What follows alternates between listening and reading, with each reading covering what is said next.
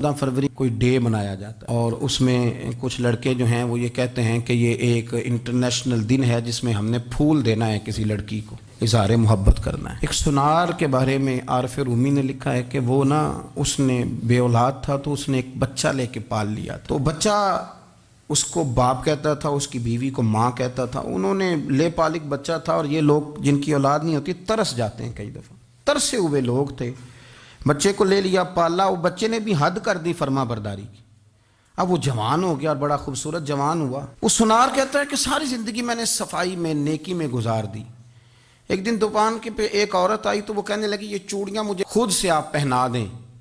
वो कहता है मैंने जब उसका हाथ पकड़ा तो मेरे दिल में गलत ख्याल आ गया, मैंने गलत नज़रिए से उसका हाथ पकड़ा और जब मैंने उसका वो हाथ उस नज़रिए से पकड़ लिया, थाम लिया, बहरहाल वो चली गई, लेकिन वो मेरे जहन के अंदर नापाकी आ गई।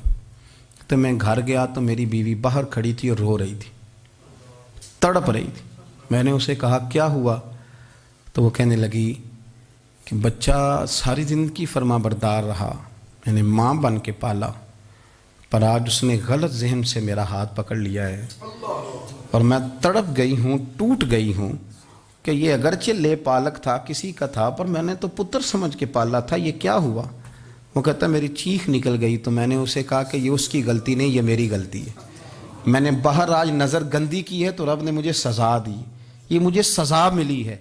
तू किसी की बहन को फूल भेजना चाहता है तो अगर उसी रात तेरी बहन को फूल आ गया तो किसी की बेटी पर गंदी नज़र डालता है तो अगर ये तेरे घर में ये कर्ज चुकाना पड़ा। वो एक दोस्त है तो वो पसंद की शादी कर रहा था उसके घर में, तो उसकी बहन ने कहा है उससे, उसकी बहन ने कहा, उसने कहा भाई तू मर्जी की शादी कर रहा है, मेरा अब्बा अपनी पगड़ी तेरे पैरों में रखता है, माँ दुपट्टा रखती है कि बेटे हम तबाह हो जाएंगे ना कर, और आज अगर तेरा ये हाल है तो फिर मुझे भी इजाज़त दे, मैं भी मर्जी की शादी करूँ। तो वो कांप गया बुरी तरह से।